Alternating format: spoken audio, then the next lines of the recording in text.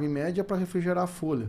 Então, tu pegar uma temperatura de uma água um pouco menor, talvez você precise menos água para refrigerar essa folha. Tá? Tudo uma teoria, Entendi. uma hipótese. Mas a gente precisa medir, porque essa curiosidade, esse dia eu peguei até um trabalho com o professor Deli que mostra, né? É muito interessante. Ali a 30, 40 centímetros, daí baixa a temperatura, 2, 3 graus e depois ela estabiliza. Mas a gente fazer isso no campo seria bem legal, né? Da gente realmente entender e tirar esse dado aí pra gente, né? Pra ver se realmente importa ou não, né? Justamente.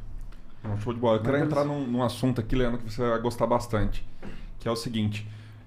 O tamanho do pivô, então, como você falou, é limitado pela lâmina, e um dos pontos que você acabou comentando comigo é que a quantidade de vazão, litros por minuto do canto aqui, em relação a esse último canto aqui, do começo do pivô e a ponta do pivô, é totalmente diferente. Eu não sei se você tem esse dado de quantos litros por minuto vaza ali. E aí ele comentou que nas pontas do pivô é como se você estivesse jogando um balde de água. Sim. E no começo é só uma reguinha uma chuvinha bem.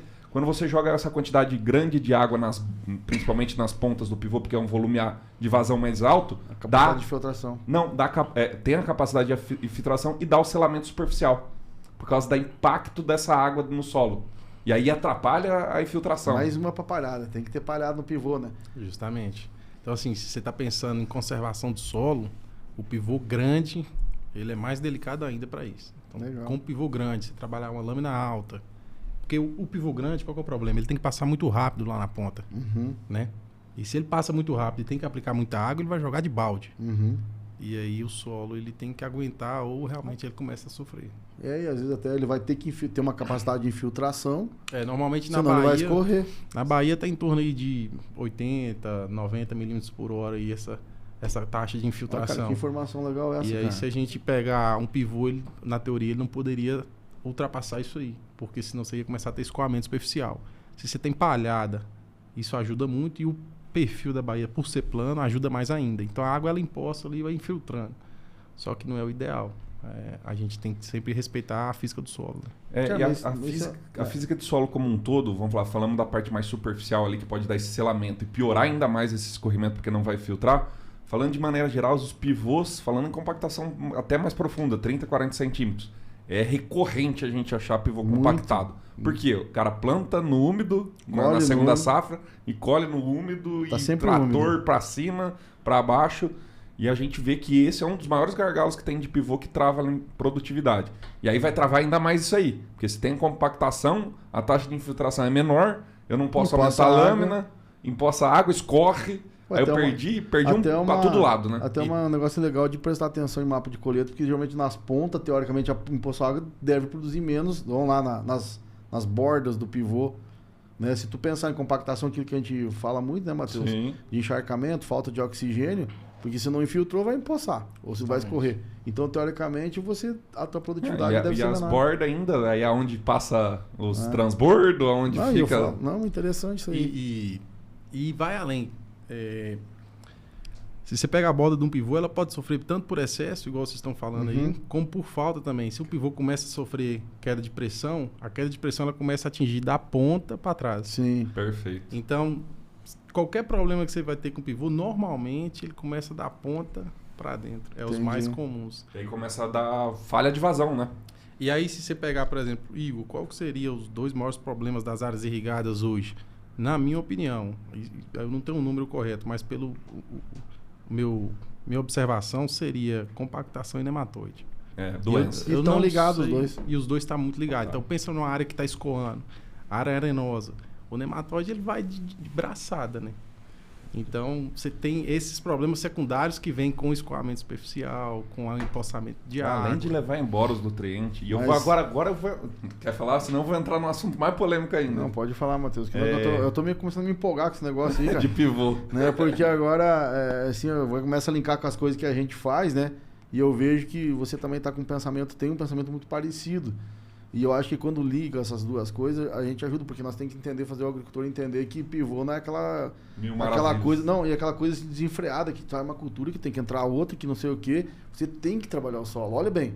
Talvez você tá colocando lá, vamos dizer que tá tudo certinho, você tá colocando 80 milímetros lá na ponta, ou sei lá, no terço final, e daí não tem capacidade de infiltrar, aí a tua água custa não sei quantos milímetros e tá escorrendo água de volta para dentro do rio porque não teve a capacidade de filtrar. E você perdeu produtividade daí, né? Porque aquela história, a água colocada no solo é uma coisa, e a água que ficou ali Justamente. é outra coisa. Então lá no pé do pivô, lá vai estar dando 5 milímetros por hora, tá infiltrando tranquilamente. Lá no final, não. Gastou mais e produziu menos. E é o que eu falo, essa corrida aí vamos dizer, a corrida dos 100 sacos, quando o produtor ele coloca um pivô, ele comprou um carro de Fórmula 1 para fazer essa corrida. Uhum. Na teoria, ele tem que chegar mais rápido. Sim. Só que todo piloto de Fórmula 1 ele passa por um processo de aprendizado antes de dirigir o carro. E normalmente nos pivôs não. O pessoal adquire os pivôs e vai aprendendo usando. Uhum. E isso aí eu acho que é uma falha. Certo. Sabe? A gente tem que tentar... A falha de conhecimento mesmo. Justamente. Divulgar mais, ensinar mais, mostrar mais como deve ser feito. Porque existem as metodologias, né? Sempre que você intensifica um processo produtivo, você tem que estar mais preparado para isso também.